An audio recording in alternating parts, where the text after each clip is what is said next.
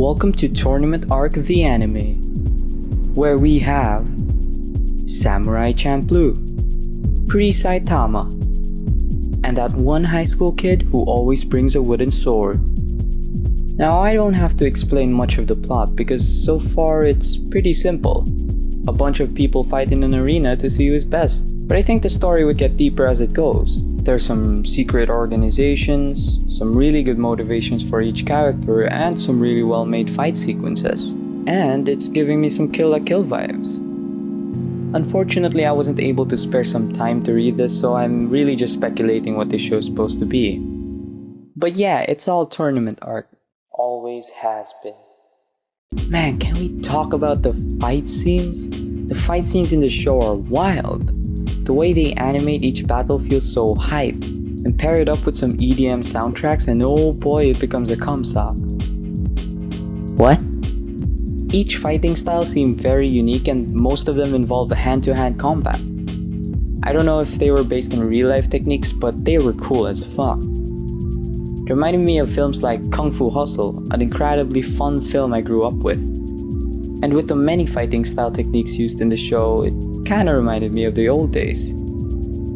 Remember when animes like Naruto and Dragon Balls got kids shouting some fucking Hadoukens at each other? Yeah, I can definitely see preteens to start memorizing the moves and shouting them at each other at school. The fight scenes are cool. And I know I like to repeat words and sometimes describe things a little less descriptive, a little vague, but the one thing I genuinely felt while watching those scenes were just cool.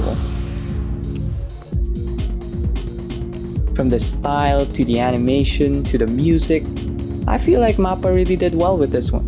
I absolutely appreciate the studio for how stylized they can get, especially with their openings. They really complement the show with their direction style, and I have faith that they will deliver an Attack on Titan's final season. The style in this one just feels so different from normal anime. I know this might not make sense, but it feels more diverse. I guess I just find it really interesting since their style is more akin to Western animation, but it's also just its own thing. This uniqueness is what I really like of Korean webcomics, and also because they're just the most bingeable stuff to waste your time on. Every time you read a webcomic, you just can't stop scrolling, and by the time you notice, you've already caught up to the latest chapter. And it just blue balls you. And the worst part of it all, that aspect of the medium actually translates well into the anime. Every time an episode ends, I just want to sit in my room, do nothing for a whole week until the next episode airs. So with that, I'd recommend two ways of watching this.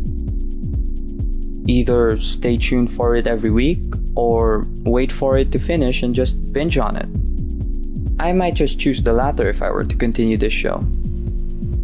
But if you guys have watched it, let me know your thoughts down below and I'll see you in the next video.